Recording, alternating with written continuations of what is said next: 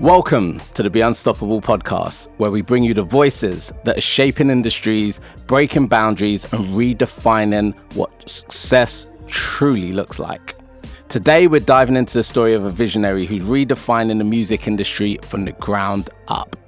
Toby Ageku, better known as TK, isn't just the co-founder of Finesse Forever, he's the driving force behind the rise of UK drill, a genre that has taken the world by storm. TK has been instrumental in shaping careers, breaking barriers, and crafting chart-topping hits that have put South London on the map globally. But TK's journey to success is more than just business. It's about resilience, community, and relentless passion. From growing up in Croydon to co-founding a powerhouse label alongside long-term friends JB and SK, his story is one of grit, ambition, and innovation. Finesse Forever has not only pushed the sound of the streets, but it's also become a blueprint for empowering young talent in an industry that doesn't always play fair. Today, we'll uncover the highs and lows of TK's journey, from working with industry legends like Tion Wayne, Drake, and Russ, to challenges of navigating personal loss and professional milestones. We'll explore what drives him, the lessons he's learned, and how he's remained unstoppable in the face of adversity. This is a conversation about legacy, leadership, and an unshakable belief in the power of music. Let's get to it.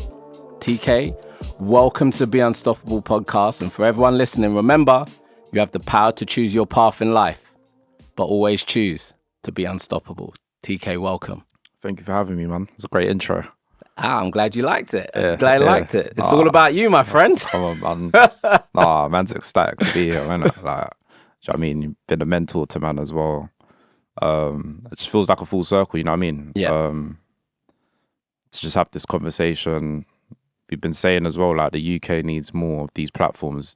I feel like the information that we get is a lot on US platforms. Yeah. And we need real experiences coming out of the UK sector, you know what I mean? So yeah.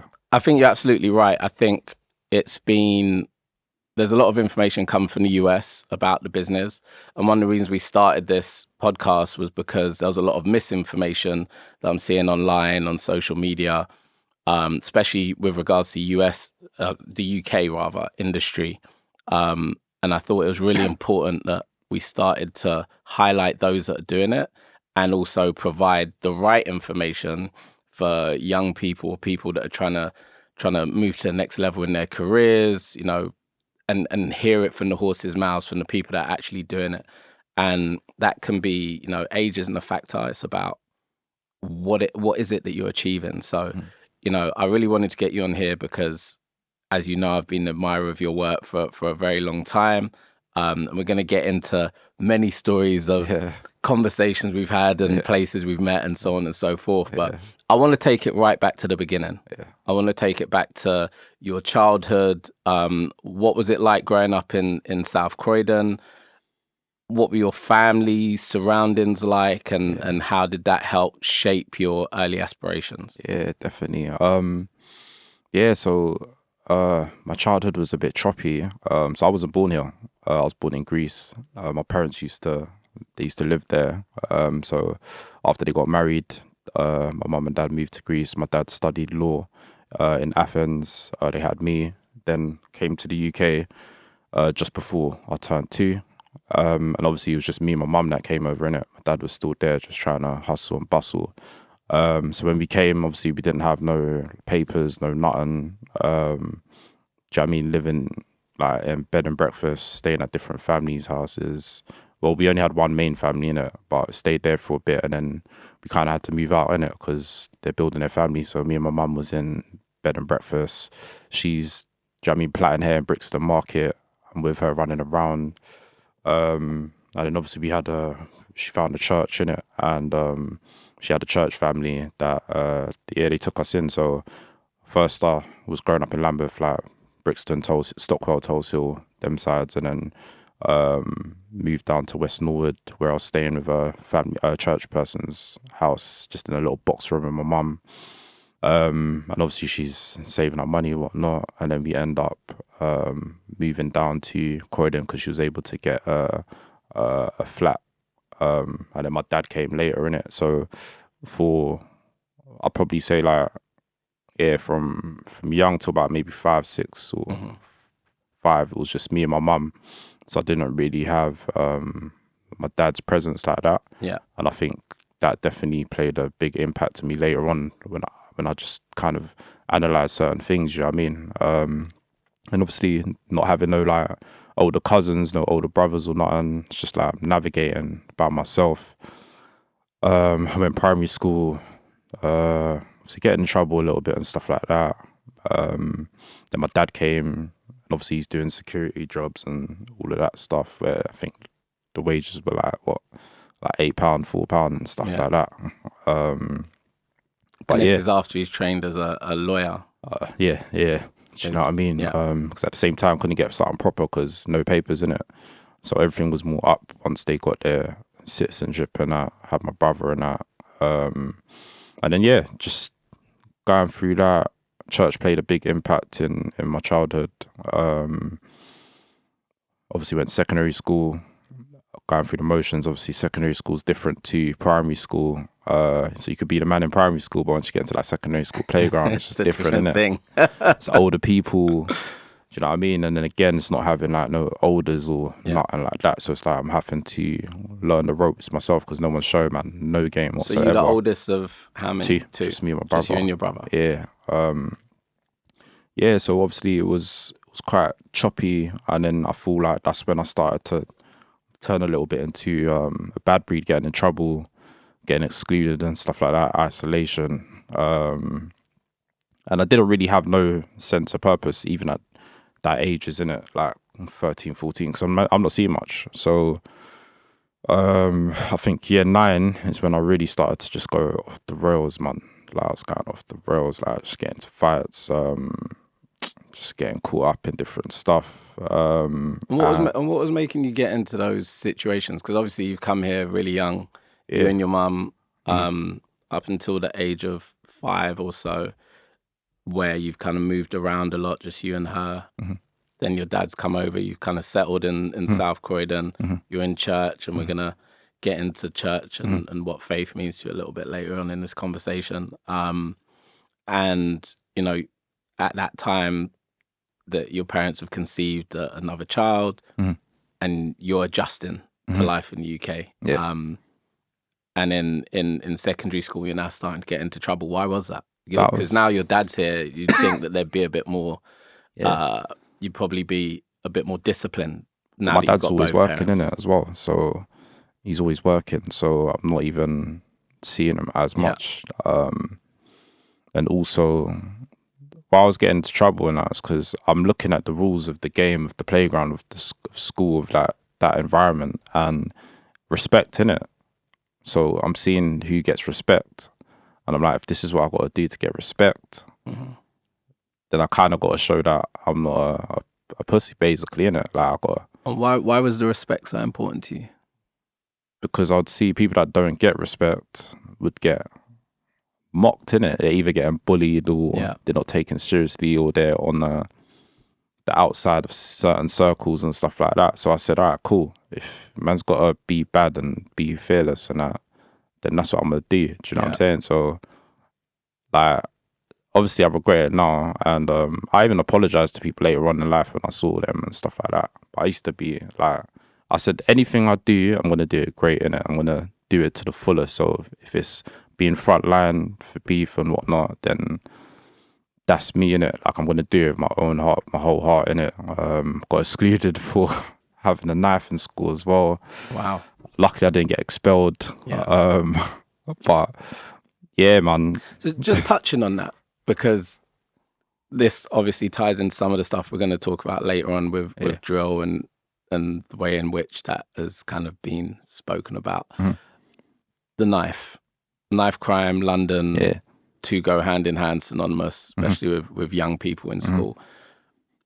What was it that made you feel like you had to carry a knife? And, you know, was you carrying a knife, was it something that made you, that you felt you had to do, or was it a choice that, no, I'm just going to do this just to be the baddest? It's it's just protection, innit? And it's crazy because if you look at it now, obviously, yeah, knife crime, obviously, them days when I'm in secondary school, there wasn't social media like that, innit? It was all Blackberries and, do you know what I mean? Nokias and Sony Ericssons and that, the orange one. You're talking mid-noughties. Yeah. Like 2006, 7, all of that. But yeah, it was really because of one, respect, because it would be cool, look cool, and it was just like protection, innit? These times, like people getting robbed. Yeah. And stuff like that. Obviously, we had beef with like certain schools. Obviously, me, SKJ, we went to the same school, but me and SK, same year, innit? So we had beef with other schools SK and stuff. and J are your business partners in Finesse Forever. Yeah. Do you know what I mean? So, do you know what I mean? And it was all peak at certain times where like certain schools are coming to our school because our school finishes later and that. Do you know what I'm saying? Where we even got escorted to do our GCSEs by police a couple of times. Yeah, because we had like madness in school as well. But as I say that, I was living a double life. Do you know what I mean? So I was putting on this facade in school or outside home, but then, do you know what I mean? Every Sunday and whatnot, I'm in church as well, innit? So what was that like? The being in church, having the second life as the altar boy, as it were. Yeah, it's conflicting, innit? Like, it's conflicted, but I feel like that gave me balance in morality and integrity. So I would never pick on people or that. Do you know what I mean? Like, you know, like people bully weak people. I would go head to head with people that trying to be on badness all day. Say that they're this. That's the people that I'd want to go toe to toe with, innit? Yeah. Where I remember a funny story like in school there was one year and he's just talking crazy, bro. Like, and I was like, bro, do you know what? Like, I literally got on my knees and I said, bro, punch me in the face and I'll give you the first shot. Better knock man out, or if you don't, I'm on tops. Didn't do it. Do you know what I mean? So it's like, you're not on nothing. Do you know what I mean? And all these little mentalities, this isn't even to brag, but all these little mentalities, like that's why when I come to the industry, like I can see through fakeness and that, because being on the ground, like in the trenches and that, you see fear, you see respect, you see all these different qualities on the raw ground, innit? So I can see through it. Do you know, when people's being fake, when people ain't real. That's why like, I'm not into all this clicky stuff. Me and SK, JB, me and SK specifically, obviously we're on the business end, but we're not into all that. Do you know what I mean? And I guess the industry's super fake and there's a lot of people in positions of power that are super fake. So they're not going to rock with you as much. Do you know what I mean? But again, you got to be unstoppable. You got to keep going. And that's where the resilience, tenacity, all of that comes in, because you have to be able to just suck it up. I say, I know the value and the worth, and when you do it with integrity, I said it in my speech yesterday at the MMF Artist Managers Award, but like it's harder when you do it with integrity because the game isn't built on integrity. Do you know what I'm saying? Yeah. So for those out there, do you want to tell them the award that you won yesterday at the MMF Artist Managers Award? Yeah, so we won a MMF Artist and Managers Award for Team Achievement. And I think, that just, it defines us, innit? We're a team. Like FF, the acronym's family first. It's Finesse Forever, but it's family first, you know what I mean? It's about team. Family is a team. Family unit is a team, do you know what I mean? Build together. Build better together. So, yeah. I love that. And congratulations on the award. So just taking it back, you know, you're living this double life. You're kind of conflicted between the life you live in school and on the streets, and then at home, I guess mum's saying you're... Oh, I was getting beats, bro. I was getting Talk beats. to me about that. What? I was getting beats, bro. Like, trust me, I was getting beats. Like, but at the same time, innit, it's just like, and I feel like the beats at the same time, that kind of made man strong in a sense, because it's just like, right, like you man ain't even getting licked with a stick, like I'm getting licked with a stick. Do you get what I'm saying? But at the same time, like certain talks, certain things that my dad would say to me and my brother, like the family, your family name, if your name isn't good, if you tarnish your name, it's gonna affect you, and that. Do you know what I mean? But personally, I've only really took that more seriously, like over the last, do you know what I mean, 7 years, like when man's getting into a business properly. Like he really taught us, and obviously being African and that, pride ourselves in having integrity in it. Yeah. So yeah, it taught me, and I was like, right, if I keep doing this, I'm gonna keep getting beat. So I need to be smart. I need to, do you know what I mean? So I found ways to like just hide all of that. Do you know what I mean? So yeah. What was the transition from the street life through to music? Like, was there a specific moment or influence that sparked your interest in music, entrepreneurship? Like, what is it that led you down this road rather than continuing down the road of, you know, street stuff? Yeah, so obviously, like, even how I got into music, bro, was just literally just by chance, because obviously I'm going to church and I'm trying to get out of the service and stuff in it. So I had the opportunity to work on like in the sound desk, in the sound booth in it. So I first started just helping the technicians, like running wires and stuff like that. And then just as things progressed, I'm EQing and doing the whole service type thing in it. And I'm listening to the music, I'm listening to the singers. I'm like, oh, this could be better. Da, da, da. And obviously these times I'm doing a bit of rapping as well in it, playground and that. And then the big moment was when our secondary school installed like music units. And obviously it was new to everyone, and this is when like digital software is coming in. So when our RM computers, we had Cubase and that. So when I'm looking at Cubase, I'm like, right, this is basically the same thing as the live desk, but it's just in digital format, innit? So I was able to like record myself, record my friends, and then after school, going to one of my friend's house in Wadden and that. I'm just recording, everyone's just recording and that. Or I'm going to different studios around London, just like trying to record tracks, record my tracks, record other people's tracks and stuff like that. But still didn't really see like music as an end path. I was into like, I liked humanities. Do you know what I mean? I wanted to study humanities, A level. Okay. Because I like geography, history, all of that stuff, just connecting things, religion, all of that, it all connects. But obviously, because I didn't finish with the grades that I wanted, I wasn't able to do that. So I really just stumbled into a level 3 BTEC course, and that was in media. So went to my own college, and again, college is another it's another environment in it. So now I'm meeting people from different areas that I know is new. There's a new rule to it. So yeah, I was finding myself kind of again going back in a loop in it, just not taking course seriously, Skype and stuff like that. And the turning point was when my tutor, a white guy called Andrew Jenner, big him up, but he just pulled me to the side one time and he's just like, you got potential, but just take it seriously or you're gonna end up like a bum and that. Do you know what I mean? And at that point I was like, raw, this guy don't know me from nowhere. He's able to kind of have a trajectory from what he sees to define me in it. And I was like, at that point, I say in every interview, but it's like, I can't allow someone else to define me in it. Yeah. Because I had that pride as well. And so no, I've got to do something. So I started taking the media course seriously. So I'm dibbling, dabbling, doing graphic artwork design, doing photography, doing filming and editing. But I really took to filming and editing. And from taking it seriously, it gave me an opportunity. And all of this ties into why we give back. Do you know what I mean? Gave me an opportunity. So outside of that, he was a freelance director. So he'd get different gigs for like, he had different contracts and that. So my first little experience of the industry was doing a shoot for River Island's website. Like they used to do the little live fits. So I'm shooting content for like 30 seconds a piece. And I'm getting paid like £3, £300, £250, £400, whatever. And I'm going there and I'm seeing people dress just jeans and t-shirt and that, travels covered, food, and I'm like, raw, like man ain't gotta wear a suit and tie and that, like he must be raking in peas if he can get these different gigs and he's working as a tutor at a college. So from then on I said, raw, if I work hard, then he's gonna probably give me more opportunities. Do you know what I mean? So that's what I did.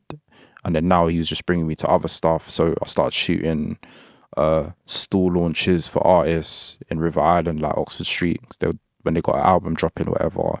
So like got to meet different artists like Pussycat Dolls, Eliza Doolittle, Alvaro Santos at the time. Shot something for Rihanna's she had like a fashion wear collab with River Island, innit? Yeah, so did that. So now I'm starting to see how music, fashion, film, all kind of connects. Yeah. So again, exposure. Do you know what I mean? Exposure is important. So I was exposed to this. So now what happens when you're exposed? Your mind starts running to things, the possibilities, and connecting your circumstances and seeing, all right, cool, how can I leverage this? So I started now getting opportunities to just cover the gigs myself, and I'll send footage back to him to edit. So I'm getting to like build my own relationships. So I ran into Jamal Edwards, rest in peace. Yeah. So he used to work for another media company, and I was doing some stuff for a magazine company called Disorder magazine, and was shooting stuff. So I think it was a Tinchy Strider shoot or something like that. But I saw Jamal there, we're just rapping in it. And obviously because I'm studying TV and film at the time as well, because I moved from media to TV and film, it's just like raw, like, how are you doing your thing? He was just talking about that. He's just leveraging his time in it. So we're both here shooting this content for the companies, but he's pulling artists to the side to say, yeah, could you do an F64? Do you know what I'm saying? So I'm like, okay, cool. What I'm looking at, what I've got around me, what can I do? And I started saying, like, cool, I've got to make use of this. So I started shooting music videos, I'm shooting weddings, I'm saving up money. I'm like, it would be great to have like because I love music, but I don't want to do what he's doing. But if I can incorporate all these skills into one thing, that would be sick. And I love music, do you know what I mean? Big like Wiz Khalifa fan at the time, Drake, Young Money, all of that. I'm seeing these teams being built. So I had a chat with JB. These times I'm like 17, 18, JB's like 15 because he's 3 years JB old. From school? I know JB because he went to he goes to my church. Yeah. So we've grown up in church together, and we've taken him in as man's family because his mum passed away. Do you know what I mean? And I always said, like, once his mum passed away, like, made a pact, I said I'm gonna always make sure that he's good, look after him and that. You know what I mean? He was the drummer at our church. Do you get me? Okay. So I was like to him, like, raw, like, do you know what I mean? You're still at secondary school, but you're using the studios, and one of his friends was telling him to make beats because he could play drums. I was like, raw, like, we should try to start some sort of like label thing. And that was kind of the birth of our first little baby company called KSL, which was keen to serve in lyrical music. Okay. And from there, it was kind of like building, started our first studio in my friend's house in Streatham Vale. And then realised that, while we're doing that and building, meeting different people, I'm literally just finishing my last year of college. And I was still kind of just getting into drama, innit? Like, I wasn't really much like of a gang banger, but I was around people, innit? Like, and obviously as you're growing up, just people get into different situations, and a big turning point for me that like just really accelerated my focus was had a madness at my college when I was at East Surrey. And one of my people's got into little dramas in it. So obviously me being frontline, I was just like, just took it upon myself. Do you know what I mean? Took the problem upon myself. So the people was calling and they're like, oh yeah. I was like, bro, just come to the college and just come to the college and just like bundle this talking thing on the phone. Right. So came out, had bare people from the college coming out with, man. It's like, what, 15, 20 people. So I'm thinking, yeah, I'm calm in it.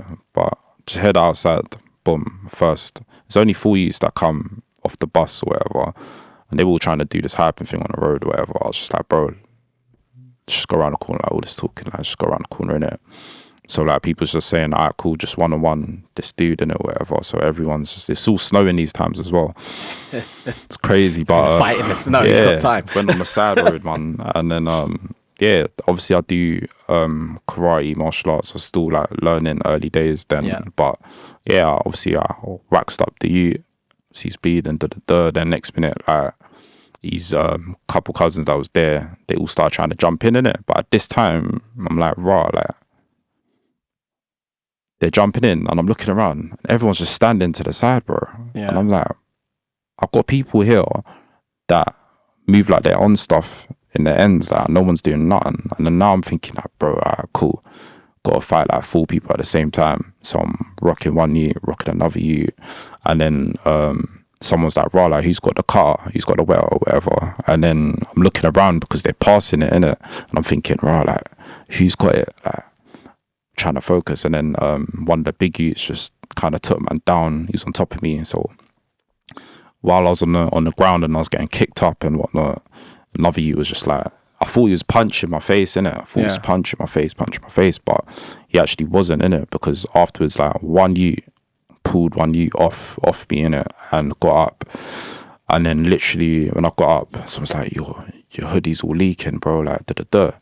So then someone's like, "Oh, your ear." Then I'm seeing like, "Oh, rah, like, I got slashed on my ear, innit?" And she's like, "Yeah, he's trying to stab you, innit, neck." And then even while I was talking to someone, another you just punched man right on my ear, bro. Like, wow, crazy when it's cut. And then after that, it's just like, bro, I was fuming. I went red. It's not like I've seen anything, so I'm trying to take on these youths on the road and all cars, buses and that are stopping in the middle of the road. And then it kind of ended because I think people from the college came out, like teachers or whatever, and it all kind of cut off. And then after that, I was just literally looking at everyone. I was like, "You're all wet. No one's on nothing." And at that point, I was like sitting on the bus back home, and I was chatting to my bedrooms on BB, and I was thinking, what am I going to do? Am I going to turn it up? Because man could turn it up. Should man turn it up? You mean like go after them? Yeah. What should I do? And so I got so much. So I understand these youths on the road, innit? Because as well, when you get a violation, all you want to see is red, bro. Yeah. You want to kill something. Like, you want to, do you know what I mean? So I was chatting to my bedrooms and it's like, what should you do? Everyone's like, "Rah, swear down this person was there. They didn't do nothing. All right, what do you want to do? Let's, do you know what I mean? And I had to really think about it, and I had to look at all the different things in my life. At these times, I'm chasing this music thing as well. Still early days. And I had to say to myself, I had to put my pride aside. I said, "Bro, I've got something to lose in a sense, innit?" Do you know what I mean? Because at these times, I didn't even say this, but at these times, obviously, I put in a little proposal to like my church building, because there was a floor. There was a floor that they used to have like offices and people would have it rented out. And there was like a room that was like someone was using as a salon, but it was free for like a year or something. And it was set up as a booth, because the building used to be like a club and there was a studio now upstairs. So me and JB put in a proposal and we got it. Do you know what I mean? So these times I'm 18 or whatever, 17, so I've got my first 24 hour studio. Exactly. I had my 24-hour access studio, like started off with a Mac Mini stereo speakers. So I had that, and then I'm in this situation. I'm like, "Rah, if I get into mad beef now and I turn it up, it's going to be a never-ending cycle, and I'm easy to get picked off because you know where I'm at. You will know where I'm at. Do you know what I mean?" So I just had to say, "Do you know what? If I see man, or whatever, but I'm not going to pursue it." And it was the hardest decision I had to ever make, because I felt my pride in it. So I understand these young youths on the road. So it's so funny. A couple weeks later, who do I see? I saw the youth, one of the youths, one of the main youths that I waxed up. And I saw him jumped off at Whitgift Centre, and I jumped off the buffs because I was just going to be like, "Rah, what's good now? Like, it's me and you." And he's like, "Rah, like, obviously," and I respect him for this. He's like, "Obviously, yeah, cool. Like, here now, I could do something, but see, man knows about your thing as well. Like, you're doing this music thing, like, so we could do it now, but you know, like, it's not even going to end, innit?" And I said, "Yeah." I said, "I know." I was like, and I said, "You know what? Call it." Left there's that, hop back on the bus, and I was en route to the studio, because I'd be jumping on the 468, innit? Yeah. From South Croydon to Selhurst or whatever. And from there, I just went uni, went London South Bank, did TV and film, got a degree in that, and I stayed on the ends because I had something to build in it. And obviously at this time now, one thing's leading to another. Me and JB's recording different people in the ends, and it was dope because we understand the whole creative concept, from creating that idea to creating the beat to engineering it. Obviously I'm filming, so I can film the music videos, putting it out. Man has the whole process like that, and then next thing someone's like, "Oh, you should manage me." Started managing this artist. Someone was like, you should do events. Started doing on parties. My first thing was like a barbecue party or whatever. And started doing showcases, so having people from the ends like Stormzy, even Central C, perform the man's early platforms. Started managing artists like Hardy Caprio, Vianney, yeah, man, Nadia Rose, like all these different people, and then started doing events in Amsterdam, Rotterdam, like parties, so like it's building communities. You get what I'm saying? And then going through that, when I finished uni, it really inspired me to read books, because I had to do a dissertation and I had to do citations, all of this stuff. So I came across Sigmund Freud. Do you know what I mean? Reading. So my dissertation was on like the male and the female gaze in film, how you look at things, perspectives. Do you know what I'm saying? And I started reading. I was like, wow, this reading stuff's kind of cool. It's kind of interesting. Do you know what I mean? So I started seeing, I wonder what other books are out there. So I read a book called Rework, and that literally opened my mind to just being aware of everything around me. It's like my whole lens just cleared, bro. And it was like, yeah, don't be afraid to rebrand, start again. And that's how we created 104 Forever. Okay. So just taking it back a little bit, do you feel like that moment where you hopped off the bus, you saw your art, and you two engaged, do you feel like that was a turning point in your life? Do you feel like if you made a different decision, your life would be completely different? Facts. Because it would never end. That's the cycle of the roads, innit? The road mentality. It's not a gang mentality, because that's what they like to do. They try to group all this stuff as gang stuff. It's not. It's just different groups of people, friends, and they have disagreements, and then it's just two groups of people, and everyone else gets involved because they back this person. Do you know what I mean? And if we took it there, it's going to be tit for tat. Yeah. Because everyone's going to want revenge, so it will never end. You've touched on, then going to uni, picking up books, etc., and also the exposure that you were given to being able to go out on a shoot, meet artists, and the way that started to change the way that you think and look at creating new opportunities that led you to make a different decision when you came face to face with that situation. Do you feel like, especially, coming from South London, South Croydon, but generally, do you think that as a young black man, or even for people from low socioeconomic backgrounds, that there's enough opportunities for them to be exposed to different types of things, whether it's media, whether it's theatre, whether it's sport, etc.? And do you feel like some of the lack of exposure might be the reason why people end up in these situations where they're in violent situations on the streets? Facts. Without exposure, you can't have a different perspective. Do you know what I mean? That's why, like, even as I've been elevating, me and SK say this all the time, as we've been elevating, we have to move different. And there's certain people we just can't have conversations with because they haven't seen what we've seen. So you're never going to get it. Do you get what I'm saying? And that's why we're big on trying to give exposure with the stuff that we're doing, these music business courses, with, do you know what I mean, just talking to people, bringing people along. Do you get what I'm saying? Like, my PA now, Judith, like, she was on our music business course. She's trying to get into the industry, saying what she wants to do. She's not, do you know what I mean? Showed me a bit of hard work. So I said, like, cool. You're going to basically be like a man's executive assistant, but then you're going to be helping with managing the artist, But even her coming to this, like, being exposed to how a podcasting is set up and how it runs. Do you know what I mean? And it's like, once that person learns that, then they can show someone else. You know what I mean? And it's like, if my tutor didn't give me, if my tutor didn't give me that opportunity, I wouldn't be so big on opportunity, because him just giving me that opportunity has lit so many other candles, and that's what it is about. Do you know what I'm saying? But it's just like, I think it's insane that people don't get it. Do you know what I mean? All of this, like, ego competition thing, like, it's just wet. It's wet, bro. Like, and I just don't get it. Like, if you see people helping people, help me help people. Like, I don't get it. Especially if we've had to struggle to get into a position. There's enough space for everybody to win. Like, no one can be in competition because everyone has their own purpose of what they're trying to achieve. Do you know what I mean? You're trying to achieve something different to what I'm trying to achieve. Like, and the people that move wet and have all this ego stuff, that they truly don't fully understand what their value and what their purpose is. Because if they did, they'd move different. We are not here forever, bro. Do you know your purpose? 150%. Are you open to share that with us?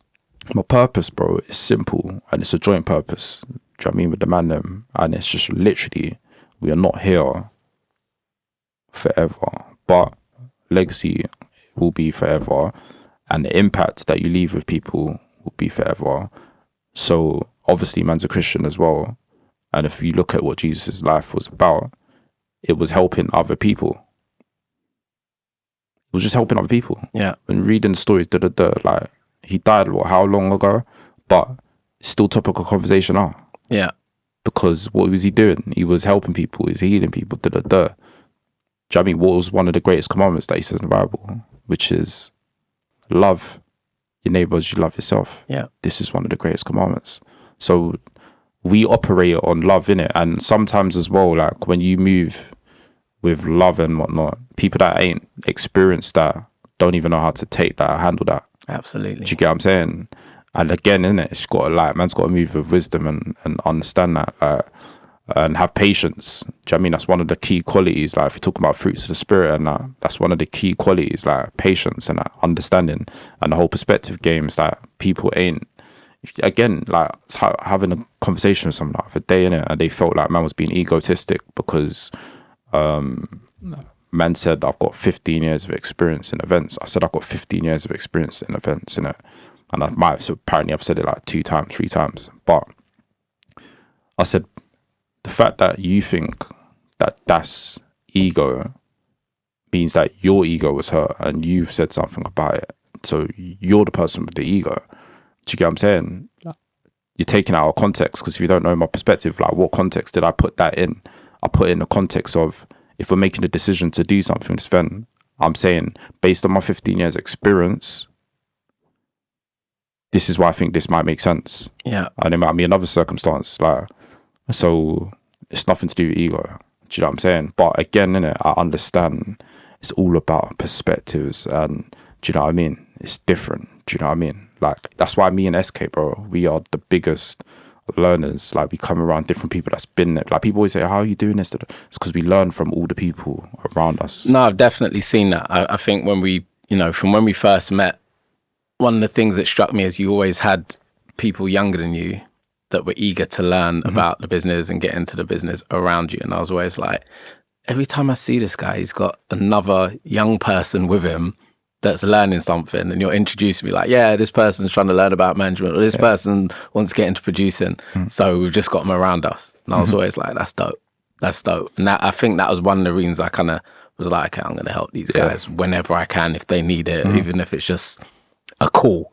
Like, oh, what do you think of? I was like, okay, I'll make myself available to these guys. Because like you said, it goes beyond. If I can help you, you can help someone else, and they can help someone else. And it's a never-ending cycle. So let's get to Finesse Forever and how that ended up being created. Yeah.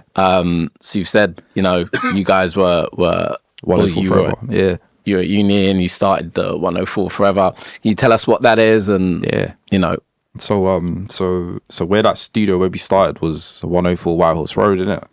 So we just said, like, cool, like, if we leave from here, we know where we started from, innit? So it was like, 104 Forever, boom. So obviously as we was going, growing pains, things were getting busy, a lot more traffic coming into the building and whatnot. You have different types of people. Some people smoke weed, all of that stuff. Do you know what I mean? So it's not becoming conducive and that. So it's like, all right, cool. We got asked to leave, innit? So they gave us some notice period, which I think was great, because in the long run, I had a conversation with JB and I was just like, bro, cool. Man's finished uni, like working, Do we carry this thing on, or do we just call it quits and just try to get a proper job or something? I was just like, nah, man, we built something. Like, we've got to keep going. So once we left, it was about trying to find a new studio location. And just by going to a gig, I went to a gig in Fairfield Halls or something, and then I met a woman who had a basement studio space, innit? So it's just like, yeah, we need a spot. So now, like, it's like I'm working at 2-3 jobs. I'm working at Domino's, working at Tesco.com in the factory, whatever. and paying for this new spot. It was just like, I always rewired studios. I love doing that, setting it up and that. And I needed TV screens. Do you know what I mean? Because I was like, yeah, it'll be sick if we got a TV screen in the booth, TV screen in the, do you know what I mean? So one of my guys at the time was like, oh, you remember SK in it? Like, yeah, he's selling TVs and stuff like this. So it's like, oh yeah, it'd be good to catch up with him as well, innit? You get me? Because this man's bro. So we caught up, sold man the TVs, and we went to the cafe, like in Norwood, just chopping it up. He's just telling man like he lost his dad and whatnot. He's been building something called Finesse Entertainment, and I was like, alright, cool, let's just chop it up properly. So I invited him out to hip hop karaoke, innit? These times he wasn't really going out as much. He was more like, do you know what I mean, like reserved. So just come out, innit? So we went out hip hop karaoke after that. How are you on hip hop karaoke? Because I'm a reigning champion. Is it? No, we didn't even do that. We went there for vibes, innit? We just went there for vibes still. But yeah, like after that, we came back to my studio and then we just said, alright, cool, just made a plan. We said, yeah, this is what the next 5 years could look like. Okay. And it's like, you got this thing called Finesse Entertainment, we've got 104 Forever. It'll be sick if we come together and create Finesse Forever. Do you know what I mean? And obviously he was working with some people at the time, but he went back to them, they weren't seeing the vision in it. And they must have did something. Then he was just like, right, do you know what? Man's with you, man, innit? Like, boom. And then we come up with the idea in 2016, 2017, we like, alright, cool, let's make this a company, innit? And from there, it was up. Do you know what I mean? Started managing IQ because he brought IQ. So paired up IQ, JB, making these records, like telling people you can try and whatnot. Then had other guys come around, which we started to manage, like Tweeko. He's got the cold room, and so he was like one of our main engineers. He's learning from JB. Scratch mixed it as well. I mean, these men all started with us. So you and SK started as the kind of main business guys. Yeah, once you JB's came together, creative, and JB is a producer, so he was like, "I'll take care of the production side." Okay. Yeah, I mean, but JB's with me in it, and it's like our idea. So he's like I guess the creative element, director. Do you know what I mean? So yeah, so we did that, and then started managing, taking on bare different artists. And then we started getting into the drill, but we didn't know that this was drill. Yeah. But we started managing one of our friends who passed away, Tugsy, rest in peace. But after he died, he got shot, and his younger came around in it, and we started working with him. And we were just listening to the content of what he's talking about. Like, bro, like what? Like, what's going on? Like, this is all sounding mad. Like, this is all graphic. Like, obviously, yeah, cool. We grew up on Grime and Roadside G's, PDC and that, but this is different, bro. The beat's different. It's a lot more. And then obviously at the time, IQ lost his close friend M Dot, and there was that whole Gangland documentary and all of that stuff in it. So all this knife crime, IQ's like 15, 16. So we're starting to get into all of this stuff and actually seeing what's happening on the ground. Because obviously after we've gone uni, and we're in our own worlds. Once you come out of that college environment, all of that secondary school, you kind of lose a little bit of touch. So it's like they brought that to reality, and then seeing like some of the young G's that are carrying some mad knives and stuff like that. Like, bro, why are you doing this? Like, it's like, bro, like, it's on top. So that's what they'll be saying. We were just like, right. And at the time, I was doing a side gig working at a children's home. Yeah. And working at the children's home as well, just broadened my perspective on things. And I was kind of like, raw, like, people are living like this here. Obviously, I've travelled around. What do you mean by like living like this? Like, bro, in the children's home, I'm sorry to say for people that work in the care system and that, bro, but some of these lot would know. But it's basically a prison, like, in a sense. Especially, like, I would say for young black youths, innit? Because there isn't many black ran children homes. Mm-hmm. So if you've got a mix of different demographics in a home, but then the parent figures in the home are all a specific demographic, the relatability is different. Do you know what I mean? The food's different. Man's not getting his cultural food or whatever. Like, do you know what I mean? When he's flaring up a tantrum, like, and these youths ain't seeing their biological parents and stuff, so they're basically alone. And if they're 15, 16, they might not always be allowed to go out by themselves and stuff like that. And if they're bad, it's just like, alright, cool, yeah, stay and Do you know what I mean? So I'm chatting to these youths and whatnot. So I was able to bring some of the youths with me to the studio. You know what I mean? And the staff didn't mind, because it's like, if I could take 3 youths out of the house, Yeah. do you know what I mean? They'll give me the work car or whatever, van and that, and I'll take them studio, and at the same time I could chase this dream. Do you get what I'm saying? Yeah. So I'm bringing them with, man, to radio station, and there was one youth called Andre who me and Skills used to let take the aux, and he'd just be playing this drill stuff as well, and all man's hearing this like, man's just like, bro, what are you playing? What is this? Like, do you know what I mean? And then one time it's just on our Instagram story, and we see Tweeko in our studio, and we heard the same and I'm like, I'm sure this is who my man was playing, and do you know what I mean? And we looked at their profile, and it's like, on YouTube, it's like, right, they're getting views and like, let's just roll up to the studio.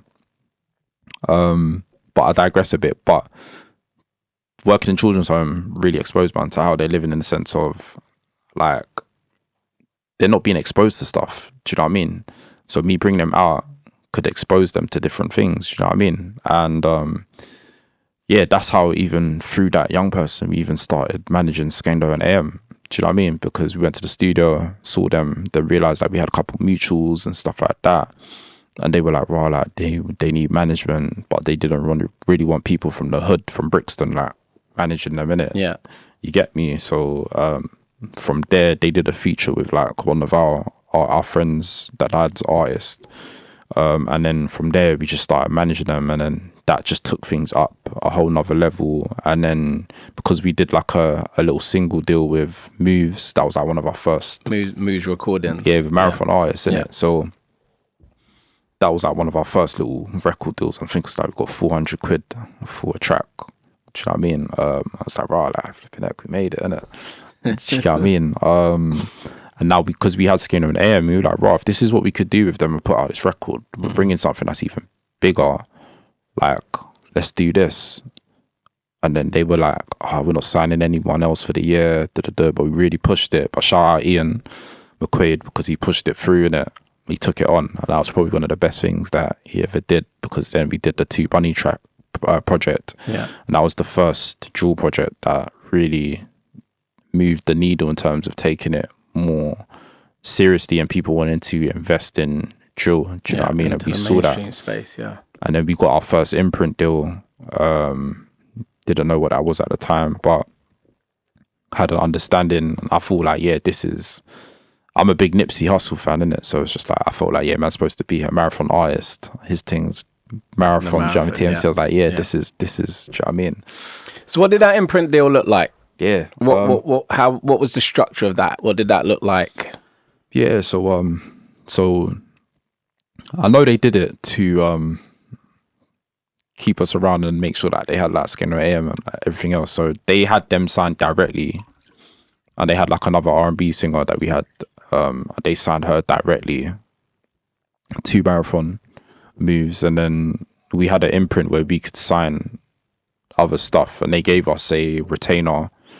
When we talk about it, like, bro, we could have got more. Do you know what I mean? But we took a retainer because we were just thinking like, right, we just need to make this thing work. Yeah, it was the early days, and you're just starting. Skills, we took a retainer of like, what's £1,000. So we looked at it as like, cool, like we'll put like £500 towards like company stuff and that, like studio, and we'll take £250 each, like a month in it.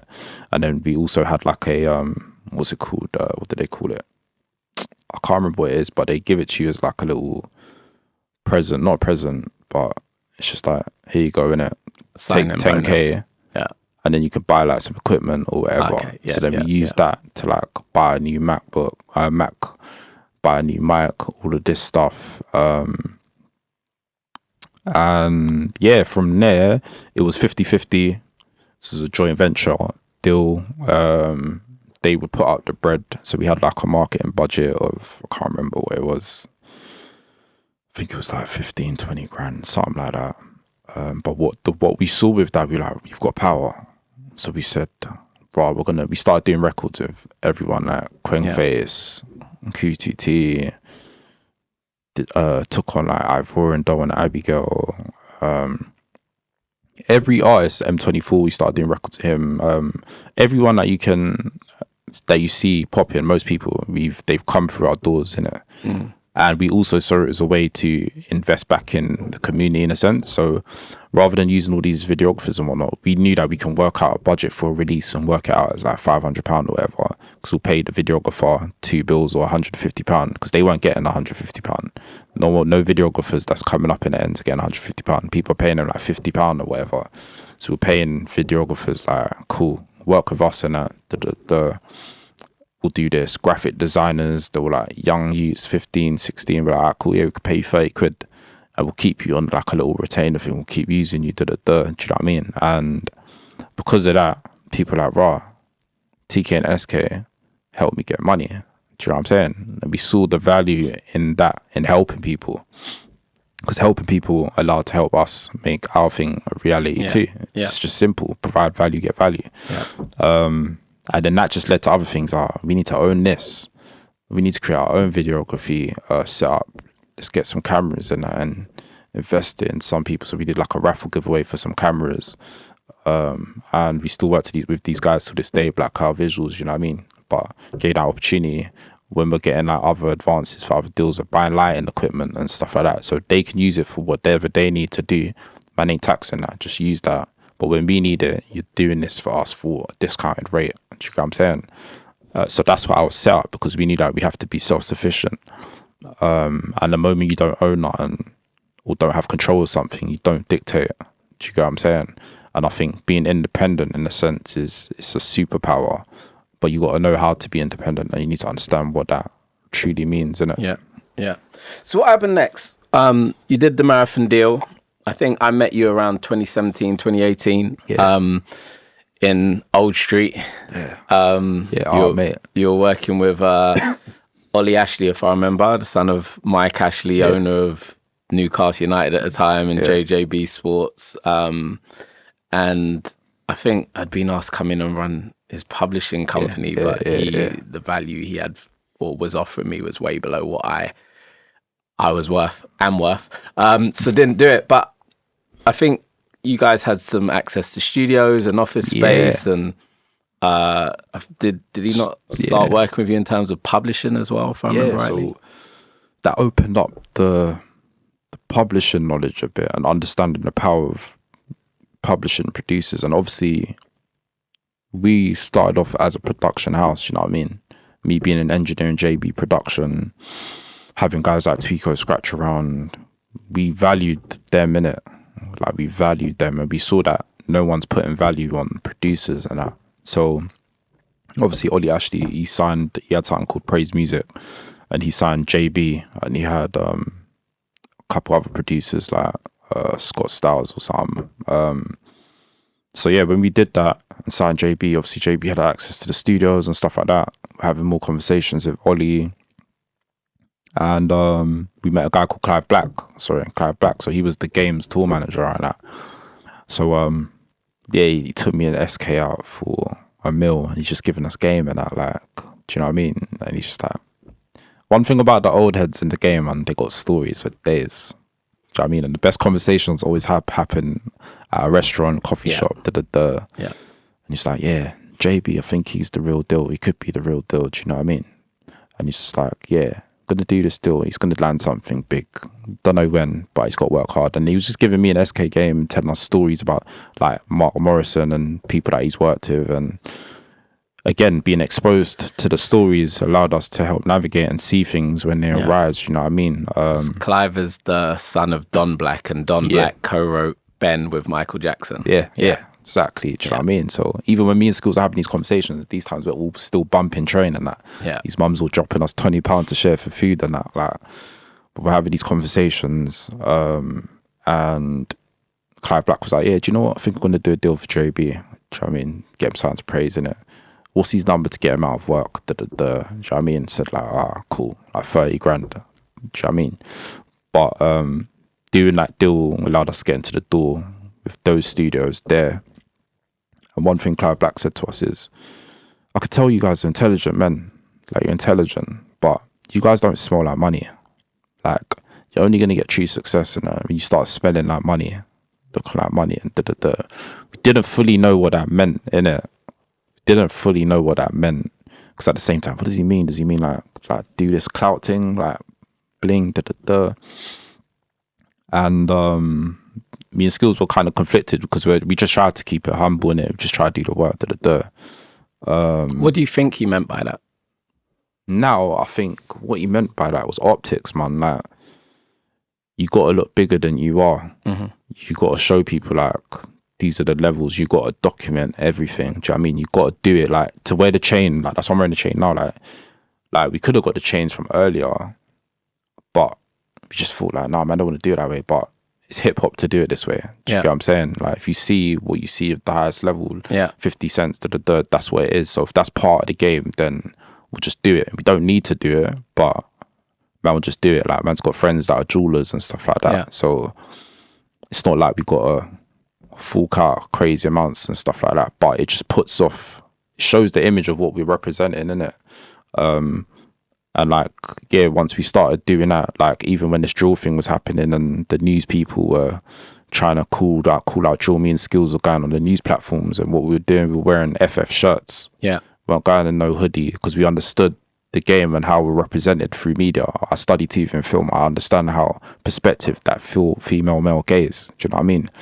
So we were going on these platforms, talking up for drill and that, wearing shirts on the biggest stages, the biggest platforms, and that Sky News have billion people broadcasted. Do you know what I mean?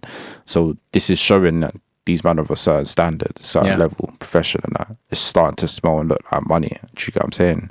And it was just literally just compounding that. But back to being in Praise House, had access to the studios, we're having conversations with Ollie and stuff like that. He's seen what we're doing, and it's just like, this drill stuff, I really like it. He wants to get invested in it. Like, so this conversation was happening about we should put on camps, because me and Skills like, right, we should put on camps for producers and stuff, because there isn't nothing like this for bringing all producers into different rooms. So we started doing production camps, and bringing in producers that you see online, and people be buying beats from YouTube, your ghosties. Pardon me. Obviously, we started managing Gotcha as well, who started off as an engineer and that.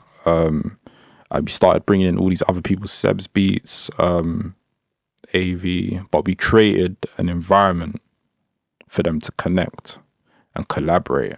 Do you know what I mean? Which just made better music, better sounds. And how was that set up? So you guys were kind of managing the producers, and then Ollie was signing them to his publishing situation? So we were just managing them.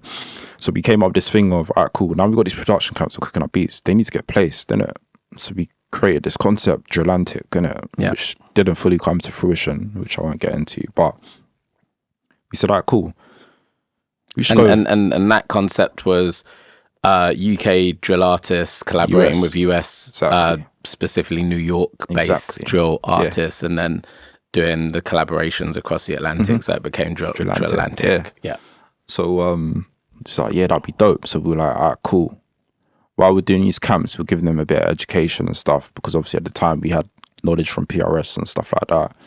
Told them, like, you need to get signed up to PRS first and foremostly. And there's going to be an opportunity at the end of this camp to take a couple of producers to New York to do sessions and stuff in it. So we did that. Picked out like Hargo, Ghosty, JB and whatnot. We went to New York, and then after chopping up the beats and stuff, like, it's just like, you need to do more trips. Do you know what I mean? So the first trip, SKJB went. I went on the second trip, start building up ties in it. And again, in it, I guess growing up in the end, South London, we understand politics and stuff like that. So we had artists that are from different hoods, like New York and whatnot, all using the same studio, like Jerry Wonder's studio. Do you know what I mean? So he did like Fugees and all this stuff. Jerry Wonder was co-producer with Wyclef for all the Fugees records and stuff like that. We had all these different people in and out, managing the different rooms and stuff like that. And now we just started seeing, again, exposure in it, just started seeing the difference. That the game is basically the same everywhere, just different formats, you know what I mean? So we said, like, maybe it's like we need to put out like a tape or something, like, so we're like, we're gonna do this. And from being in New York as well, that's how the opportunity for JB ended up working or producing for Drake and Fabio Foreign, that Demons record, you know what I mean? And off the back of that, Move Motion, he ended up producing for French Montana and that, do you get what I'm saying? And I guess people within the scene started to see all of this as well. So they're like, oh, they want to work with us. They want to work with us. And that's when you started to look like money. Exactly. Bingo. I hear you. So JB did sign a publishing deal with Locked In, right? With the studios and with Ollie and stuff. Because I vividly remember kind of pulling you aside and saying the terms were Bit mad. very unfavorable. They were 100% deals. He's in a situation now. And it was impossible to recoup off of that type of deal because but he did. For those who don't understand, 100% deal means that you have to, in order for a song to contribute to recoupment of the advance, you have to have written 100% of the song, which means you had to write all the lyrics, all the melody, and produce the whole song. Now, as we know, that's not going to happen. That rarely happens because songs are a collaboration between various people, which means that the percentages are split up, which means it makes it impossible to ever recoup a song because that song will never count towards recoupment if it's at 100%. Locked in. Now, I remember seeing that contract, and that was I think like the first couple of times I met you, and I was like, listen, that contract is not working. It's not going to work for your guy. You need to figure it out. How did that experience, what did that experience teach you going into that situation, knowing that you're working with people who are providing you with great opportunities to go out to America and, you know, have all these great things happen, but at the same time, we're doing business that effectively meant that you wouldn't make any money? Yeah. So I think JB's actually recouped now. You know what I mean? And we did manage to switch it from now 100% as well. Luckily. I know. There was a conversation that happened that you're not even aware of, but I know. Yeah, do you know what I mean? It comes down to purpose, man, and knowing what you're trying to achieve. Like we even say this on our music business course, there is no perfect deal. There's no right or wrong deal. You know what I mean? You just need to know what you're giving away and what you're trying to get. And what you're trying to get, does that outweigh what you're giving away? Do you know what I mean? And that we know where we're coming from. We're building from the ground up.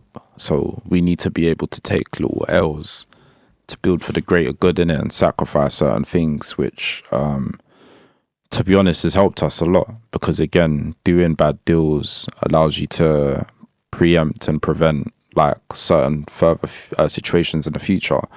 And understand what a good deal looks like. And it's helped a lot, you know, because it's based off these experiences that we're able to deliver these music business courses. And give the education. So these young people coming up and even older people coming up don't make these same mistakes. Do you know what I mean? So let's talk about that for a moment, because, you know, we've touched on the fact that you've set up the production company, managing. There's another side for Finesse Forever, which is education and working with young people and finding opportunities. Do you want to tell us a little bit about how that got started and what that does? Yeah. So came off the back of the pandemic, innit? So obviously we're big in the community and the ends and whatnot. And yeah, during the pandemic, all of this stuff was going on. George Floyd. People talking about Black Pound dates and all of this stuff, but we're just looking around and we're like, what is people doing? What's people actually doing? Even our own people, like, what are we actually doing? And even a big penny drop for me was when the whole George Floyd thing was happening, and they were doing something in Croydon Town Centre, and they were doing this silence thing for however many minutes, and everyone's taking a knee in it. So my mum was like, we should go. So I went with her. We went. People's holding placards and that, Black Lives Matter, and I was like, cool. Someone was like, oh, I'll take a picture of that. And I was like, to the knee, right there. I took a picture holding a placard saying Black Lives Matter. I went home, had something up on my Snap. And I literally just posted on Instagram me holding the placard. I'll never forget. I had my fresh braids in, bro. And like, I had the placard. I was wearing a Nat Tech trackie, holding the placard, Black Lives Matter. And at that point, I said, because I think a lot. I was like, why did I post this, bro? Yeah. Like, what am I trying to portray? What is the perspective? What is the gaze that I'm trying to portray in it? And I'm like, why the hell am I putting a picture up of me holding a placard saying my life matters? Yeah. Do you know how low level, low vibrational that is? Like, that whole Black Lives Matter campaign is wet. Do you know what I mean? Like, and even all this racism stuff in it, like, I don't believe in racism. I do believe there is discrimination and whatnot, but it's really about, at the end of the day, bro, at the end of the day, and people might not like this, but communities are going to look after their community. So if another demographic, whether that be Asian, whether that be white, whether that be whatever, if they have built a system for their community to operate on, why the hell should they allow other people to come into that? Like, they should be able to pick and choose. I'm sorry, but they have a right to, because you look after people that have similar background to you. It's like family. Do you get what I'm saying? So I switched on and I was like, raw, what's man doing for our community? What are these other leaders doing for our community? What systems are being built to help foster, nurture talent, ideas, all of this stuff? Do you know what I'm saying? So rather than trying to bang down the door to get into their tables and that, just create man's own thing. And just like they do, you see the Asians, they do business with other demographics, but there's a level of respect, because like, you built your thing, I respect that. You built your thing, I respect that. So we got to find some common ground, whether or not man don't like you or not. Gonna do something together because this makes sense and it's gonna be mutually beneficial, innit? But the problem we have with our demographic, and I don't even like saying black or whatever, because it's just wet. But we haven't built enough things to be respected to a certain degree. We're getting respect in certain areas because we're kicking down doors in certain areas. But I think what we need to focus on doing is building up kingdoms, innit? Like, we need to build up things for ourselves, whether that be in property or whether that be in investment banking. Do you know what I mean? Someone like Dean Forbes, he's doing it. Do you know what I mean? Like, we need to do that in music and stuff like that. Do you know what I mean? That's why I don't even get other black execs at the highest levels. Don't do nothing for other people. Like, bro, we've been doing our thing for how long? And no one is like, oh yeah. They'll be like, oh yeah, what you man are doing is amazing. But bro, you're in a position to help. What can you do that's gonna help people, bro? Like, so that I don't have respect for all clout and all of this malarkey. Do you know what I mean? But with the education, it's like we had to build this up, and we started banging doors down in the council. And there was one Zoom meeting me and SK was on, and there was like one chancellor or whatever was on there, and it was a black woman in it. And we had meetings with her before talking about the stuff that we're trying to do. And we're asking her, how do we get funding? And it's just bare like run around circles. And it's just like, bro, you're in a position. Just give man the blueprint of what man needs to do. Man will do it. So we was on this Zoom call, and we literally just blasted bare people in the community, like on the platform straight. We didn't care. Do you know what I mean? Because we said, we've had conversations with you in private. Man, seeing you talk now about nothing's happened. We are people that are actively doing something, so empower us so we can empower people. Do you get me? And then off the back of that conversation, we got called into a meeting with the local Croydon police and whatnot, and a chair called Anthony King, and we sat down, chopped it up, how can we work? So me and Skills as well started talking to them and letting them know about, educating them about like drill music. Like, you lot are taking it down, because we were having music videos taken down, other people's getting music videos taken down. So we're trying to tell them, like, so the videos were getting taken down because they felt that they were inciting violence because they don't understand the language. Because they don't understand language. So even flipping, there's a grime tune that they brought up. I think it was Skepta or Jamie or something, and they thought a word meant, I can't remember what it was, but they thought it meant kill someone. It's like, nah, he's not saying that. He's just saying that he's lyric, like, do you know what I mean? There's this battle, and they're like, oh, swear down, and they're like, all right, do you know what? Could we form some sort of partnership in that where, cool, if there's anything going on, you let us know. If there's a music video being shot, and if it's okay, if you guys green light it, it's all good. So we were allowing people to shoot in certain places, Croydon. So how did the community feel about that, with you working with the police in that way? Because obviously, you know, within the street community, there's snitch culture, and you know, we had to deal with people, certain man from the end saying, why are you man working with the police and that? Why are you man? But again, it's perspective and understanding, bro. Like, if you view the police as a opposition all the time, it's always going to be that barrier, but you don't know how they operate. And us sitting down with the police and that allowed us to even understand the police. Like when they're talking about their stories being first on the scenes that we don't see, and someone's head's decapitated, a man's got to go back home to his mum. Do you know what I mean? Or certain things where there's a baby left in it. Do you know what I mean? They're seeing these stuff. Do you know what I mean? So it's like when we had those conversations, and it humanized them to us, and just realized that they're normal people and they're working for a big institution as well at the same time, and they have to pledge allegiance to their badge or whatever. You know what I mean? So they can't fall out of line in certain areas, innit? So it's deeper than what we think. Do you know what I mean? Like, and you have to be able to find common ground, man. Like, you have to find common ground. And we also humanized us in a sense where it's like, no, because of how we presented ourselves now, they know that, okay, all people coming from this area or streets, whatever, there's actually some solid people. So let me think before I make a judgment. Yeah. Do you get what I'm saying? Yeah. I just want to touch back on what you said about building communities building communities. Looking at hip hop culture, for example, you know, that's something that was black built, black owned, and then no longer is. All right. What's your perspective on that? If you're talking about we have to build our own and shouldn't bring people to the table, because by nature hip hop allowed people to the table, and now it's no longer owned by the people that created it. What's your thoughts on that? Again, innit? I think it's got to be selective, innit? Like, I guess it kind of comes to that whole gatekeeper conversation, innit? Like, a little bit. Like, but I think you got to... It's hard, man. Can't let everyone through. There's got to be a barrier to entry in a sense, but the barrier to entry shouldn't be based on clout and all of this stuff, innit? It needs to be based on real talent, and does this person or individual or this entity, group of people, do they provide or do they bring something to the table that's going to help elevate, take this up, and is it going to help change perspectives, broaden mindsets, and all of this stuff? Is it innovative? Not just anything, man. Do you know what I mean?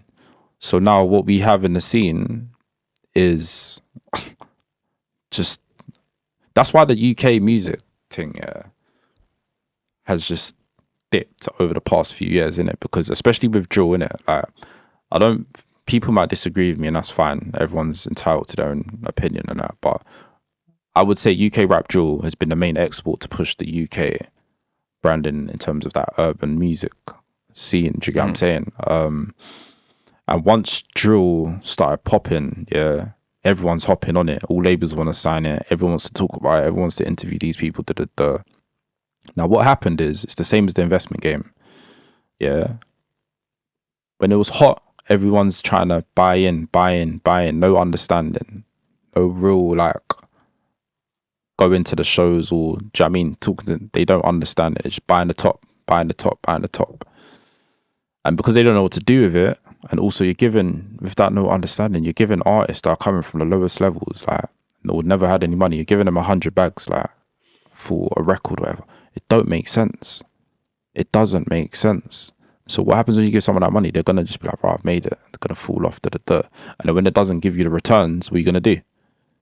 You're going to stop investing in it. So it's the same as the investment game. Like, so they're buying in, blowing it up, inflating, and then boom, hits the ceiling. Now there's a dip. But the real people are buying a dip like us. So we knew that this was going to happen as well, because we said, people used to say, do you really think drill's going to get to the top? Look at Central C.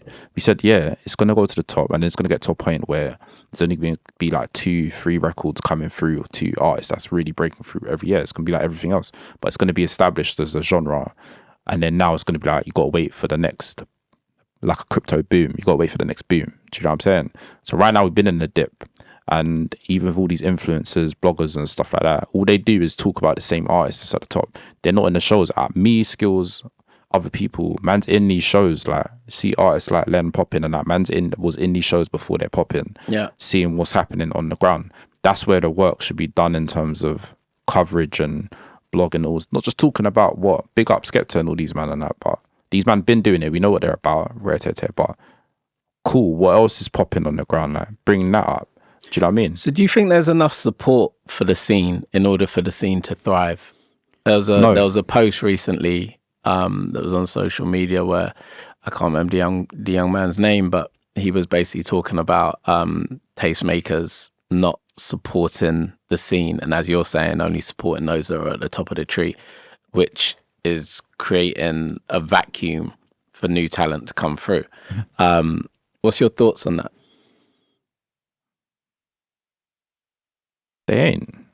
Do you know what I mean? And this is why we're big on the music next gen, because what we're trying to do is build other people, younger people, like mindsets in terms of we need to make them independent, start up your own business, start up your own label, whatever, start up your own management company. Like if you go to New York, this is what they all do and they help each other, But if you have that, you build that up, there's an infrastructure around where it's like we can leverage and work with each other's artists. Maybe you've got a marketing agency, use that, but we all have a similar mindset and concept of like we got to build better together type thing. Do you know what I mean?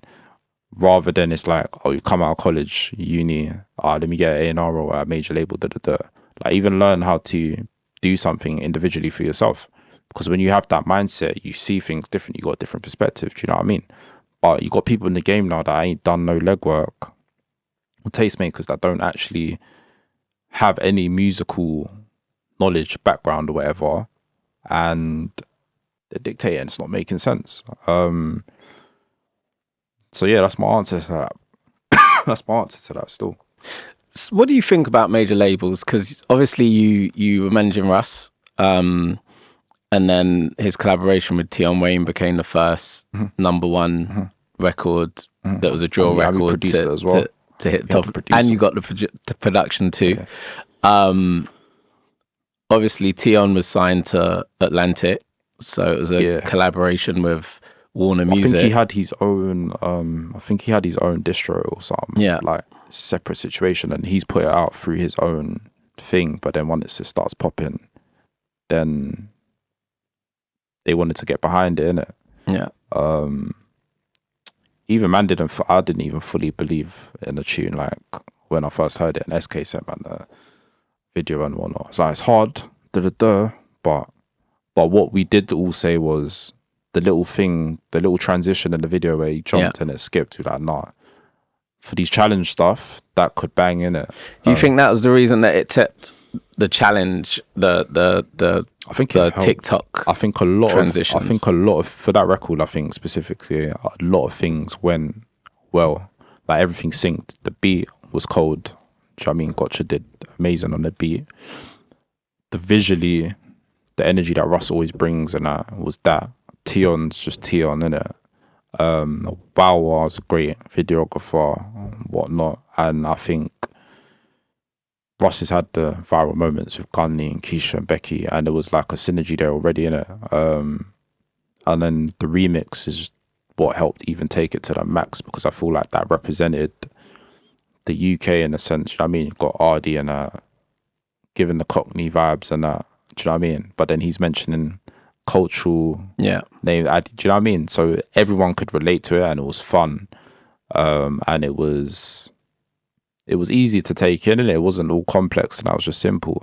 And I think when all the stars align with records like that, I think there's always a chance for success and that. So yeah. And as someone that's fiercely independent, you've recently, joined the AIM Association Independent Music Board. What is working with someone? Sorry, let me rephrase that.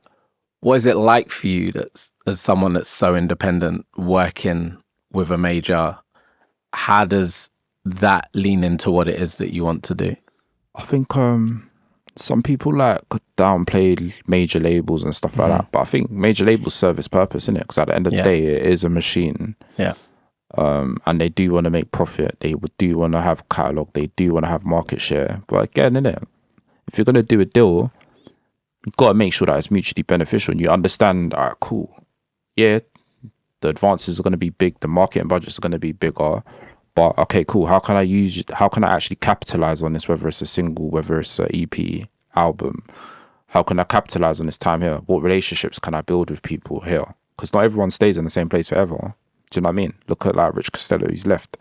Do you know what I mean? But it's like, if you build certain relationships, so when they go elsewhere, you got that relationship. Do you know what I mean? You can pattern up, or maybe like you're coming from the absolute bottom, whatever, and you didn't really have much and you got a massive advance. Yes. Use the money wisely, innit? Like, think about it. We always ask artists when we start developing them and managing them, like, what's your survival number?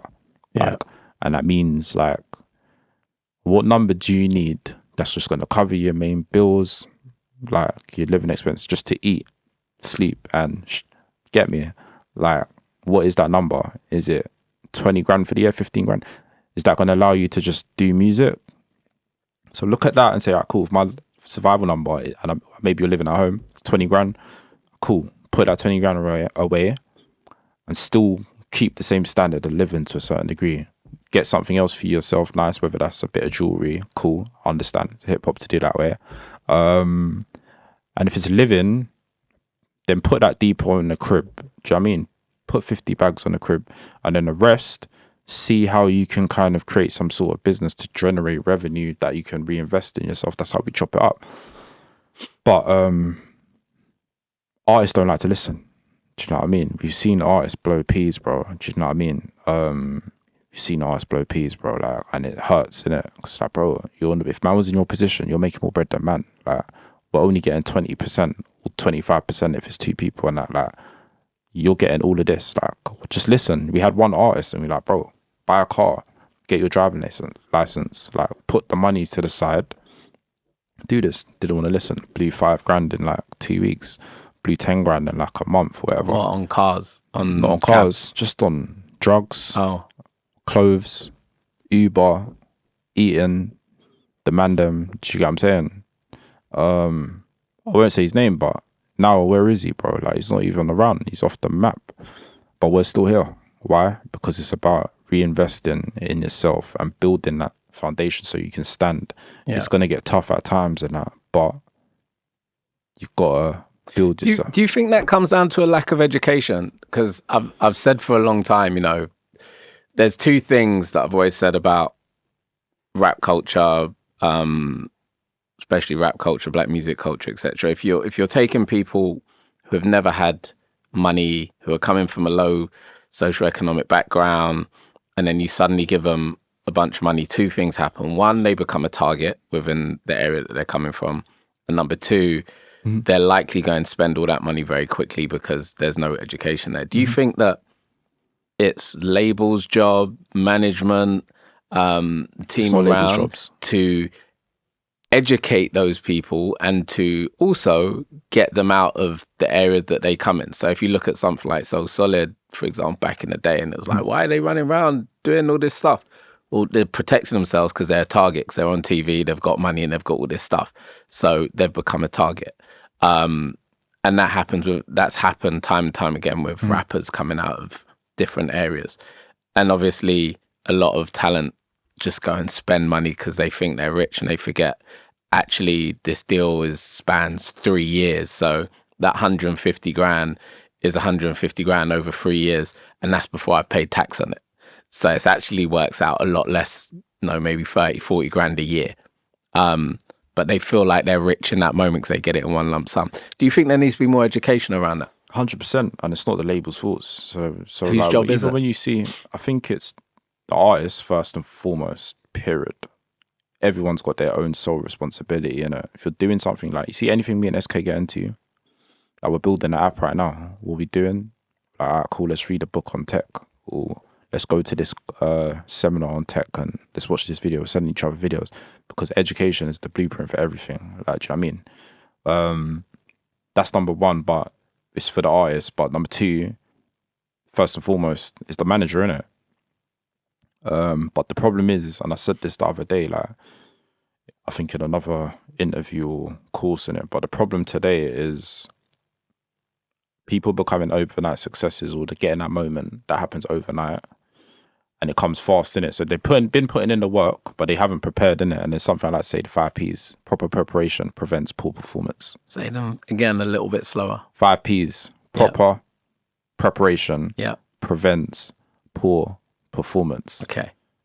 If you don't prepare, you're preparing to fail. Do you know what I mean? So it's like, artist booms. My brethren's managing me now. They're on top of the world because everyone's like, oh yeah, man, you guys are so great. Come to this interview. Viva want to do this. Come over here. This magazine want to do this. GQ did this, that, da da da da. And it's all happening. You're thinking it's all going well, great.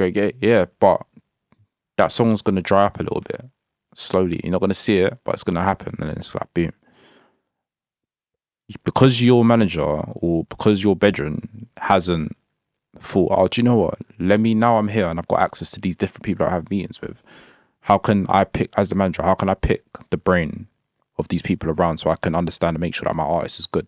So even in our music business course, we say, how do you spot out a good manager, a bad manager? And a good manager is one that you see that's putting themselves in places to get knowledge, and they're going to seminars, they're signing up for the AIM, they're signing up for these bodies, MMF, MPA, Music Publishers Association, whatever. Do you know what I mean? Or they're trying to get a job in the music industry, so they can bring more to the table. If your manager does not know anything, it's like driving a car without doing the lessons, isn't it? Like, and that's the problem as well. So you got these managers in these positions, they got good people trying to reach out to collaborate to do certain things, but they're like, because this person doesn't look lit, not going to do that. But you don't know that person's connected to this and and that could be actually a very good beneficial move in the long run. Do you get what I'm saying? And not having that education means your artist's going to suffer because you can't direct. At least if you have the education, you say certain things and the artist doesn't listen, they can never say that, oh, I didn't know. Do you know what I mean? So you've broken down what a good manager is. What makes a good artist? What attracts you to wanting to manage an artist? What makes a good artist proposition? So what I think, character. Like, what you got to represent something, innit? Like, what do you stand for? In it, it's got to be more than just music. Like, why do you do this? What's the, as Think and Grow Rich would say, like, what's that burning passion, desire? What is it that makes you wake up and say, cool, I got to get up and go again? Like, what is that? And over time, it took a while to kind of understand that and see that. It's just like, man needs to see something I see in myself, but you express that in the creative, artistic way. Do you know what I mean? So how do you treat people? What's your character like? Do you know what I mean? What are you trying to achieve? What's your purpose? And what's the end goal? Can you see all the way to the finish line? Because that shows, man, that, all right, cool. When it gets tough, you still know where you're going. So you're going to keep walking. You're going to crawl. You're going to keep going, innit? But if you don't have that, then you don't know where you're going, which means man can't help. Do you know what I'm saying? So I've had to turn down, like, I took a break from like managing artists like this past year for a little bit because like, I've been doing it for too long. Do you know what I mean? I was like, let me get a job in the industry, and so I started working at Centric now. Centric is a music publisher. One of the biggest. Do you know what I mean? Yeah. Shout them out, and obviously it's been great because I also wanted to learn the royalty side and stuff. Do you know what I mean? Don't know how we got into that, but but yeah, like, I don't know, but yeah, so okay, it's been. What's been the biggest lessons you've learned working in the music industry? Tables always turn.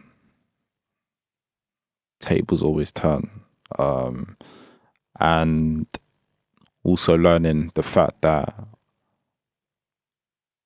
you gotta treat people as what they show you, man. Do you know what I mean? Like, if you have the discernment, you spot certain signs and that, it's like, cool. Say nothing, like, let me just take that and note that down, that's how you move. So, and let me not expect from others what I expect of myself, because we operate on two different mindsets. Do you know what I mean? Like, what I'm inputting to myself is different to what you're inputting. Do you know what I mean? And it's looking at that and saying, like, not being offended, innit? Like, I think that's one of the biggest lessons, because it's the ego. The music industry is the ego business, innit? Straight up. And it's learning not to take offense and understanding that that person's viewpoint is based on their experience and their perspective. Do you know what I mean? So if they don't have that viewpoint and perspective, that knowledge, if they don't have the knowledge, I can't be mad because they don't know what they don't know. Do you know what I mean? So I can't, and even at that, they're only projecting what they've experienced, innit? Because what comes out of the heart is just literally what you've experienced, innit? What you've exposed to. So if that's how it's, that's what's come. That's why you see me, SK, we don't speak nothing negative, bro. Like nothing negative. Like even if we're working with people, it's hard, we don't say nothing, man, because there's a reason for everything, innit? There's a reason why that person moves how they move. And man's not in control of that. Man's only in control of what comes out of my mouth, what man does. Do you know what I mean? How man treats people, that's what man's in control of. So that's it. So it's easy, it's real easy to navigate, do you know what I mean? And we also, I have another lesson, got bare lessons in it, but the last lesson I'd say is, what was I going to say? Forget it, it's cool. How important is mentorship to you? Mentorship's everything. Mentorship is everything, bro. Like, man wouldn't be here for mentors, without mentors, bro. Like, throughout my journey, like after I met Andrew Jenner, I've always been looking for mentors for the next level, because each mentor, bro, like to be great, bro, you got to learn from greats, whether they're great in finance, whether they're great in artist management, whether they're great in faith, whether they're great at this. The more great people you can learn from, the greater that you can become. And the greater you can help other people, because you're creating a brand new blueprint. So I'm running around just collecting blueprints. Like, man's collecting blueprints from you. You get me? When you told me, like, listen to you need to join the AIM board. You need to be a representation. I didn't know about that. You exposed me to the AIM. Then I started learning, like, this game's based off, like, having memberships as well. Like, you need to be part of certain communities. I didn't understand that. So before, when me and SK was a bit young, like, oh, how's this person getting an award? Like, nah, you got to be part of the community to be recognized. And yeah.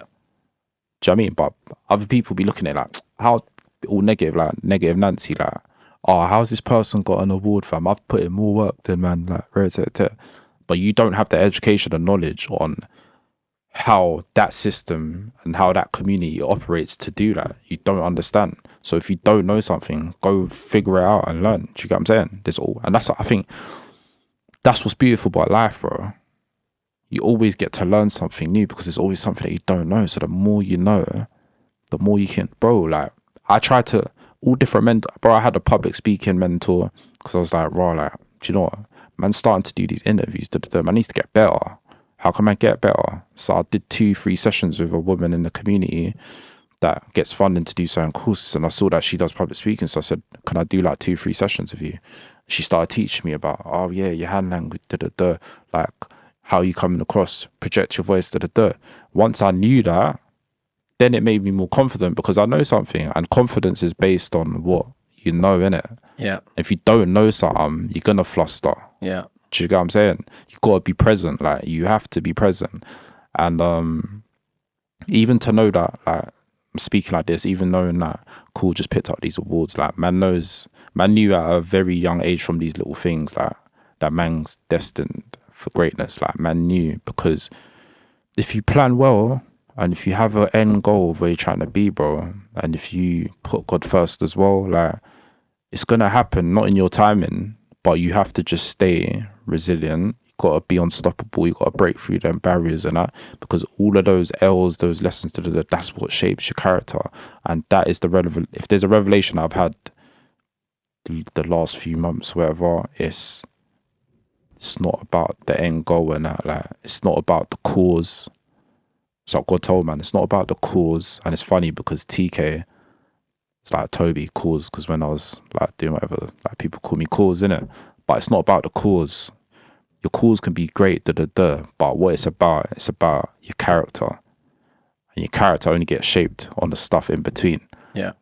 But at the end of the day, the stuff in between don't matter, because it's literally about, this is where you started, this is how you finish at the finish line. Do you get me? So what does the future look like for Finesse Forever and for you? Yeah, just trying to build a system, man. Like, man just wants it to be able to run basically forever. Like, man's left a blueprint there. It's like, man can develop people, and there's other people that can run the company, and they can steer it to wherever the world's going. Then, like, true success is succession. That is true success. Boom. If there's no succession, that's not success, because it dies. That dream will die with you. But can you impart that dream in other people and keep that running? that's what it's about. So we're trying to build up different parts of FF, different things that's going to help sustain it and put people into position, do more courses. Like, even in terms of what we've done, like everything we do, and I've said it before, everything we've done, we're never in a position where we don't know what we're going to do, because we've laid it out. It's just ticking one thing off, one thing at a time. Like, but even with the music business courses, it's like, cool, we've done 7 cohorts, reached over 100 young people with the music business course. That's establishing the understanding of the whole environment. Cool. Now we just launched our live events management course, understand the live game. And then next year, we're going to launch our production and engineering course, where they're going to be a more practical element, and we're going to bring people from publishing to just come in to just talk maybe for 20 minutes while you're doing the practicalities. So same time, you're learning that theory and practical at the same time. But it's like, now when you come to FF or Music Next Gen, you understand the music business and you've done that entry level course. You understand the live game. Now you understand production, engineering. Now you're self-sufficient and self-independent, because you can do the practical element, or you've got knowledge on that. You know how that works. You can do live events. You know the music business and the knowledge, which means you can manage artists. You can work in a certain sector of the music industry. So the world's your oyster.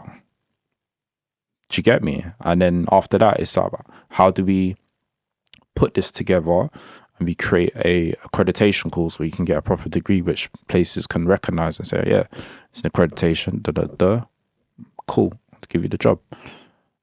And I feel like that will be once we built that academy or whatever that is, and we have a building in Croydon or whatever, and it's like studios similar to like UD set up, innit? Yeah.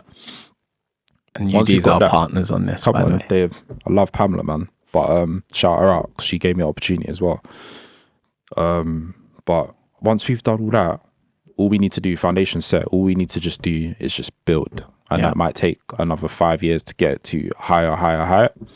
But then we can go back to Africa, because the music scene's booming, and that's one of our goals. And create infrastructure there, education and that. Do you know what I mean? So, yeah. Okay. Well, time's flown. My final question, we always end the podcast with what it means to be unstoppable for you. Obviously, this is the Be Unstoppable podcast, and the essence of being unstoppable often stems from moments where you have to show resilience, determination, and vision, which is something you've spoken about endlessly during this conversation. Can you share with us a time when you had to be unstoppable, whether it was in your life or 100%. In the music industry? The pandemic, like, this was just literally just off highs. Like we just got a deal. We just had a guarantee with Live Nation for Skender and AM to do another tour. So we thought we were going to get like 27, 30 bags or whatever it was. We started planning, putting things in motion. Started building like an additional 2-3 studio units to what we had. We had like a photography studio and whatnot. Had our office as well, separate to that. Do you know what I mean? So things were well. Office space, studio spaces, So we're building. Then boom, pandemic happens, bro. Everything gets locked off. Tour cancelled. Lost all that income that was forecasted. Yeah. Studio locked off. People can't come to studio. We can't do, even, it's hard to shoot music videos, It's hard to link up with artists to even put out records. Yeah, bro, like, it was hot. Builders, AWOL, material, that whole logistics of getting materials and that went out the window. So now, with all incomes dried up, bro, and obviously we're not working, innit? So this is all we're doing, hustling, day in, day out. All of that is unplugged. We just come back from New York. We were supposed to go to New York again to pattern up just off the back of the Drake cut so we would have teed up some proper business. Do you know what I mean? Couldn't take flights. All income stripped and all outgoings still going, bro. Wow. Bro, we was in the pits, bro. Man was all feeling suicidal and all these things, thinking, bro, why did we do this? Why did we have ambition? Like, do you know what I mean? Why do we have ambition to go on? If we just didn't do that, even like for our office space, because what we like to do is just pay things up front and that. So we paid for 2 years, but we paid for 1 year full up front. So once things started going in, it's like we had to keep paying, and we were locked in because we said we'll stay for 2 years, innit? So regardless, even if we did decide to cut out, we'd still have to pay that money. Do you know what I mean? So imagine you got like 5 grand coming out. We had to take loans and that. Do you get what I'm saying? To keep things afloat, which we're even still paying back now. Do you get what I'm saying? But there was still light at the end of the tunnel in certain areas, and that where it was signs from God or whatever. People, it's like, keep going, innit? Just keep going. It's going to get better. But again, all of these stuff is here to make you stronger, to be unstoppable. Do you get what I'm saying? To show that you can overcome and show other people, like, it doesn't matter how down you are, like, you can always keep going, but just don't quit, innit? Yeah. Just don't quit. Yeah. TK, you're super inspirational. I always love talking to you. You make me feel so much younger when I talk to you as well. It's been a pleasure. Thank you for coming on board the Be Unstoppable podcast. I know how much you do for the communities. I know how much you're helping young people to learn about the music industry and to find opportunity in the business. And I commend you for it. The work you do is amazing. And also, just in the business itself, you know, you've had #1 records. You've tapped into a genre and helped to make it globally recognized. Your achievements, I don't think, are necessarily spoken about enough, and I definitely want to give you your flowers. And I know that there's even more great things ahead of you. So I'm really excited to see what that looks like, and really, really, you know, impressed by the things that you've achieved so far. So thank you for coming on. We're going to stick around. We're going to do some extras for the Patreon crew. So all of the Patreon crew, make sure you go and check out the extras. Get that. We're going to be talking about a bunch of different stuff that is very, very useful to you. But for all those locked in, thank you for tuning in. And remember, be unstoppable. Be unstoppable. And you can always choose your path in life, but always choose to be unstoppable. Choice is yours, man. Choice is yours. Yeah, cool. Wow.